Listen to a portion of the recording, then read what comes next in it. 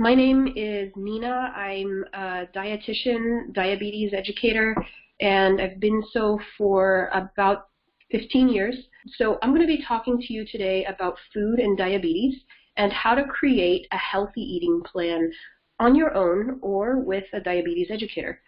So as we are right now, food labels can be confusing. Balancing medications and lifestyle when you have diabetes is really tricky. Most of you can probably think back to a moment when your glucose was really high or really low. You might have started sweating, shaking, getting a headache, feeling dizzy or out of control. If your diabetes is controlled, this should not have to happen. Diabetes hits very close to home for me, so that's been my specialty and my main focus for all this time. And empowering my patients to prevent and treat the disease before it leads to long-term complications is a big factor. I'm motivated to do anything within my power to help my patients understand food and how their bodies react to it. So there's a couple of strategies that I'm going to cover in this presentation to help you plan your meals and take charge of your diabetes and your life. So today I'm going to talk to you about the tools I want you to learn to make a change in your lifestyle and help you live a longer and worry-free life. I'll be talking to you about how to balance your meals and make an eating plan that works for you. But first, we need to be clear on what foods we should include more often and foods we need to limit with diabetes. So the purpose of a healthy eating plan, why is planning your meals important? It's not just to get your family to stop bothering you about your food. Planning ahead for what you'll eat for the day or the week to come makes it easier to shop, easier to budget items, swapping out the more expensive options for less expensive but equally healthy foods, and it makes it easier to have a routine for eating so you're less likely to get off track. Most importantly, it keeps you healthy by helping you manage your blood sugars and reducing risk factors of heart disease. So what should you eat? What should you stay away from? Let's start with the basics. What foods do we need more of in our healthy eating plan? Well, we need to think first and foremost about keeping our glucose stable, but diabetes significantly increases our risks for heart disease. So I'll also discuss foods to both control your diabetes and reduce your risk of heart disease. Regardless of what cuisine you prefer, a healthy diet should always include plenty of fruits and vegetables, high fiber whole grains, lean low-fat protein, and little or no added sugars, and avoiding trans fats or processed fats. You're also going to notice a theme. Eat natural, minimally processed or packaged foods, and avoid canned foods. So vegetables give us valuable vitamins, minerals, fiber. They help lower cholesterol, they improve our digestion, and also our metabolism.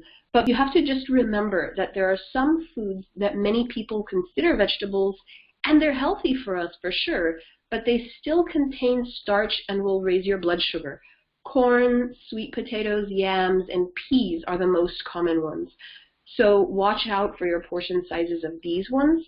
And the American Heart Association and the DASH diet now recommends 5 servings of vegetables each day. I'll talk more about portion sizes later in the exchange list section, but in general what you need to know is for raw vegetables, a serving is about 1 cup, and for most cooked vegetables that shrink down when you cook them, a serving size is around 1/2 of a cup. In terms of quality though, dietitians will always tell you to eat fresh or frozen. Stay away from the canned vegetables. The canned ones typically have more sodium, they lack many nutrients, and they oftentimes lack fiber. All the things that make vegetables good for us are typically missing or reduced when they're canned. The next thing I'll talk about is protein. So most of us only really need around 6 to 8 ounces of protein per day. Most Americans typically get around 12 ounces every day. Protein is a special food group because it really only raises blood sugar minimally. Only type 1 diabetics or on intensive glucose management regimes might notice the difference. Proteins are important to help keep us full and they help maintain the structure of our muscles and organs. This group is very necessary, but there's one thing that most proteins have: it's fat. Watch out for the meats and other proteins that are marbled and naturally higher in fat, and also the processed meats, because the processed meats likely have either more fat, more sodium, or more sugar, or all three. These additives are cheap ways to improve flavor, but they're really bad for diabetes and can also have artery clogging or blood pressure effects. So we'll discuss a little bit more about the heart health benefits and drawbacks of certain food groups later, but try to avoid processed and preserved meats if you can, and also meats that have a high fat content or a lot of marbling. Eat more of the natural, low-fat meats, or substitute red meat for healthier protein options that are, for example, seafoods, which are rich in healthy fats. These would be salmon, tuna, halibut, oysters. Also, vegetarian sources of protein like tofu, nuts, beans, plain non-fat Greek yogurt, low-fat cheese, or even eggs are all great options. Next, we'll talk about grains. Now, grains are a very confusing food group for most people with diabetes. They contain carbohydrates, and so they raise your blood sugars. That doesn't mean they're bad, and it doesn't mean you need to avoid them. In fact, the main source of energy for your body is carbohydrates, and you need them to survive.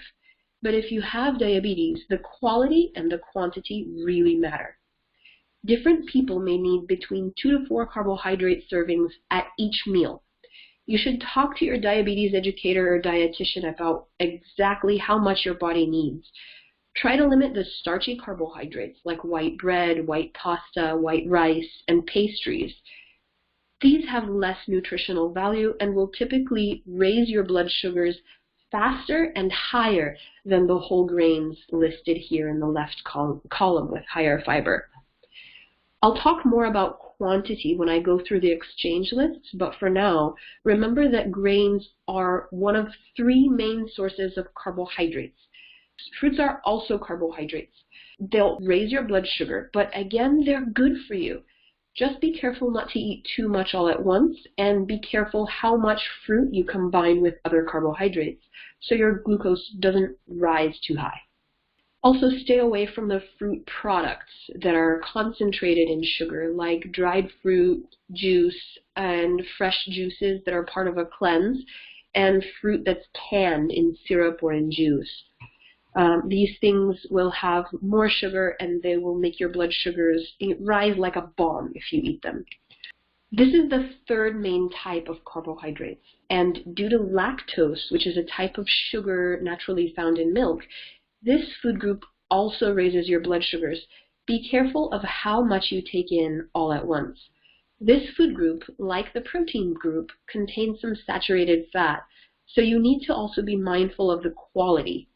Saturated fat, again, is not recommended when you're caring for your heart, so avoid dairy that's higher in fat, like 2% or whole milk, cream, and full-fat yogurt, cheese, cottage cheese, and kefir. Cream-based salad dressings are also going to be really high in saturated fat and not so healthy for your heart. So you want to aim for salad dressings that are more oil-based.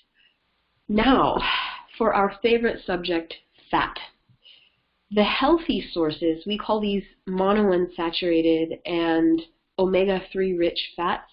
These are mainly from plant sources like nuts, seeds, avocados, and also from fish. The unhealthy fats, or saturated fats, are mostly from animal sources and processed foods, but a few plants like coconut oil, palm oil, which is found in peanut butter and packaged pastries and most other processed foods, and also chocolate, have a lot of saturated fats. So we need to watch out for processed foods and high saturated fat foods. What foods make your blood sugar go up? Carbohydrates, like I said, are the main culprit. You may have heard a lot of bad things about carbs, like they raise your blood sugars, they cause weight gain, or that you must avoid them completely. Well, they're not all completely true. Yes, Carbohydrates raise your blood sugars, but they're also the main source of energy for the brain and muscles, so you need them. Carbohydrates are made up of a bunch of sugar molecules, all strung together to create a chain. So like this graphic shows you, think of a string of pearls, kind of like this. Each one of those pearls is a sugar molecule, and all together in a chain, they create a starch. When that starch is more branched out and it has more little pieces of carbohydrates coming off of it, those little pieces coming off are fibers. So that makes it more difficult to digest and it takes a little bit longer. There are 3 types of carbohydrates: simple, small molecules, and aside from lactose, they typically taste sweet. So sweets, fruits, foods with added sugar, also honey will raise your blood sugars, and lactose. These are the simple sugars. They make your blood sugars increase quickly, and they only last for about an hour or a little bit less, maybe 30 to 60 minutes. So these ones create a huge spike, and in about an hour they're gone and there's nothing left. Now, the healthy options like milk and fruit are great options for a snack, but they're not going to fill you up, and they'll give you a little burst of energy to help you last until the next meal. So I typically recommend the simpler sugars for a snack. On the opposite end of the spectrum are complex carbohydrates, this group. Now, this group are typically high in fiber. They're really complex and bulky structures. They take a long time for your body to break down. So although they raise your blood sugars, they have a lot of branching in that glucose molecule chain. And so although they raise your blood sugars, the glucose rises and falls very slowly and very controlled and very steadily. Now, starchy carbohydrates are somewhat in between. This group contains white rice, white bread, pasta, cereals. They have a lot of starch, but they have very little fiber. They typically take a little longer than the sweet foods to have an effect, but they're faster to raise your blood sugars than the complex whole grains. So they're not ideal for a meal because they'll typically only keep you full for about an hour and a half or 2. Based on this, they're not a great snack option either, unless there's exercise involved in your routine. Starch has too much carbohydrates that last too long for a snack, but they don't last long enough to be at a mealtime. So ideally, you're going to have fruit or dairy, maybe with your snacks, and complex whole grains with your meals. Now, this graph is another great way to see how your body responds to the 3 different types of carbohydrates. If you eat a pack of Skittles or other candy, for example, it's sugary, it's sweet, your blood sugars might spike very high and very fast, like this pink line here. Sweet fruits will typically do the same. This is not ideal because it makes the glucose uncontrolled with higher peaks and lower valleys. Starchy foods, on the other hand, this line in the middle, they still have a pretty high peak, but they don't raise your glucose nearly as fast or as high as the sweets. The high fiber complex carbohydrates, the third line, is very steady. These last for the longest time in the bloodstream but never reach a dangerously high peak, just as long as you don't eat too much all at once. Next, we'll talk about fiber a little bit more. Now, there are 2 types of fiber, and you might have heard about this. Soluble fiber, which helps lower your cholesterol, and insoluble fiber, which helps keep your digestive tract working well. Ideally, you should be getting a little bit of all of these. Most fruits, vegetables, and whole grains have a combination of both, ensuring that your blood sugars will be nice and stable. In addition, fiber is great at helping prevent high cholesterol or lower your cholesterol if it's already high. So it's great for your heart health. If you have a balanced meal, like we'll discuss a little bit later, you're likely getting enough. Pay attention, though, to how your meals are balanced. Men typically need around 1/3 more fiber than women do. So guys out there, more vegetables, and more beans, please. These are very good for you. Now, it's not just about diabetes, it's about your heart. When you have diabetes, you're automatically at a higher risk to develop problems with your heart health. Eating this way is beneficial and protective to keep your heart healthy too. So, now that you know the theme of what foods you need to put on your plate, more natural, more healthy options, let's talk about how to figure out the amounts. There are two main methods for getting the hang of portion control: the portioned plate and the exchange list system. The plate method is the simplest of the two, the portioned plate. Now, how do we use it? First, you have to divide your plate into 4 equal parts. In one part, you put your lean proteins.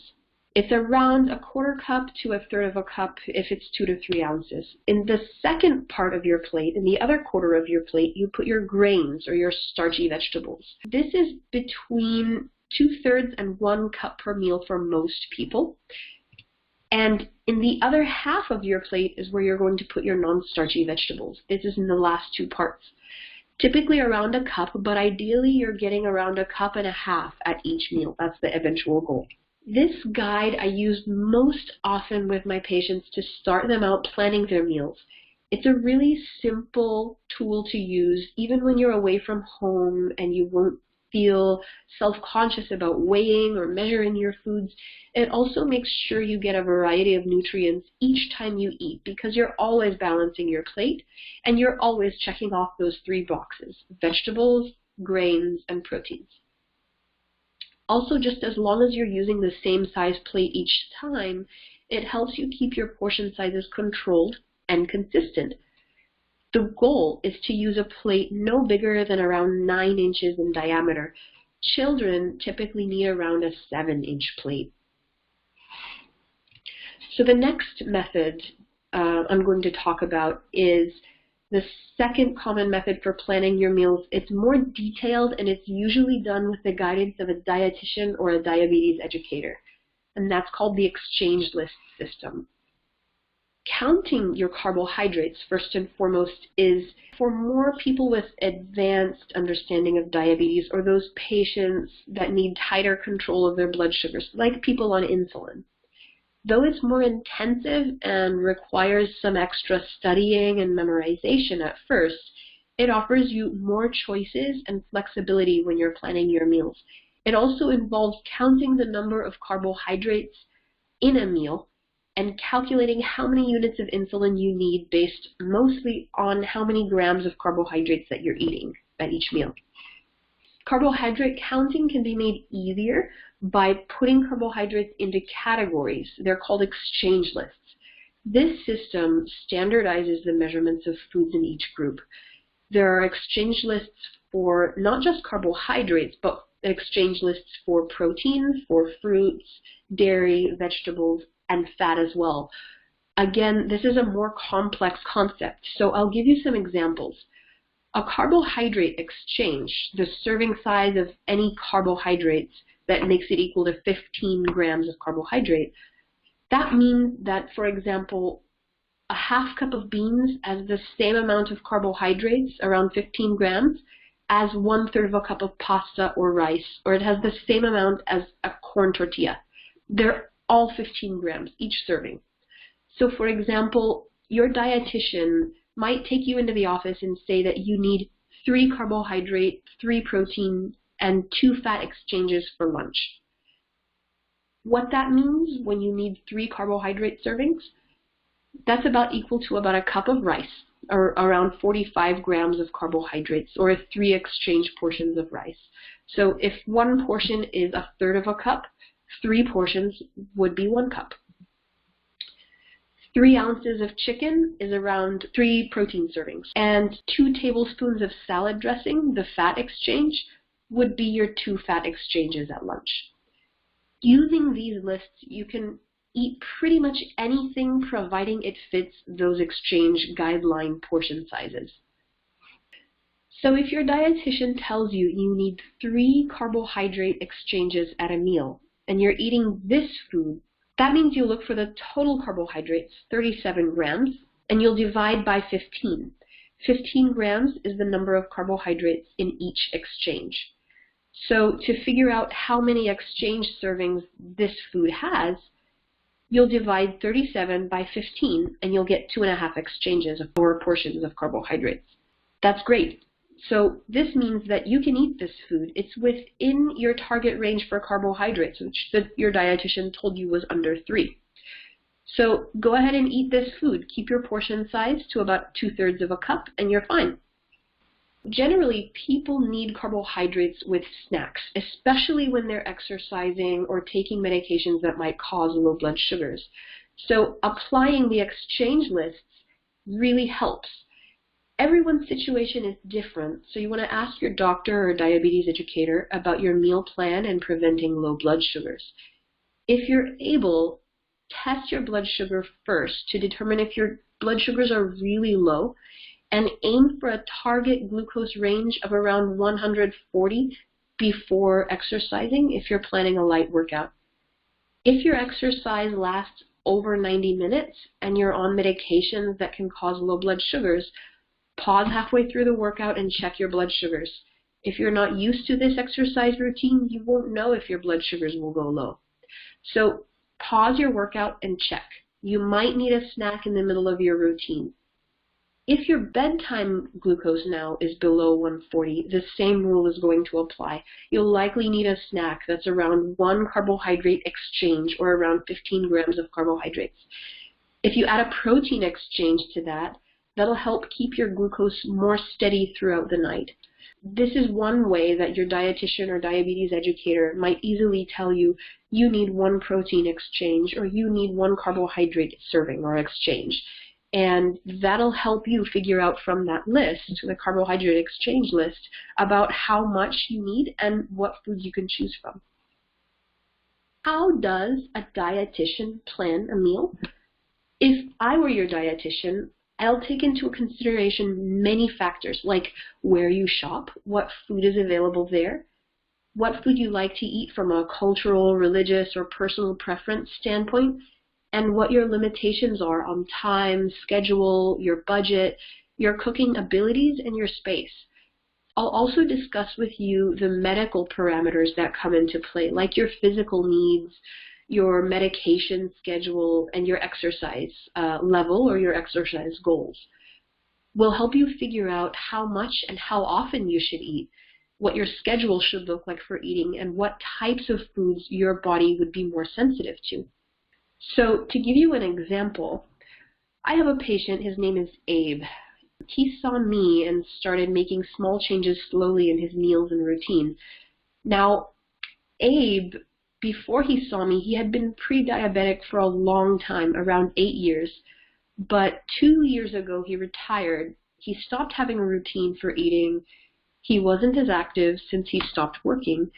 And he soon became less motivated and more tired.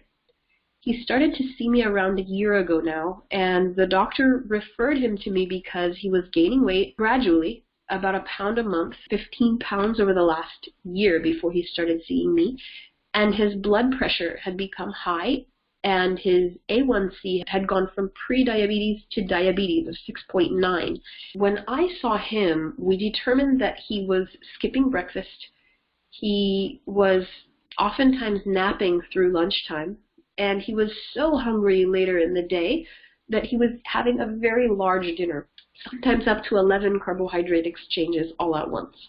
Generally, to give you some perspective, most people need around 6 to 8 carbohydrate servings per day. So I gave him a routine.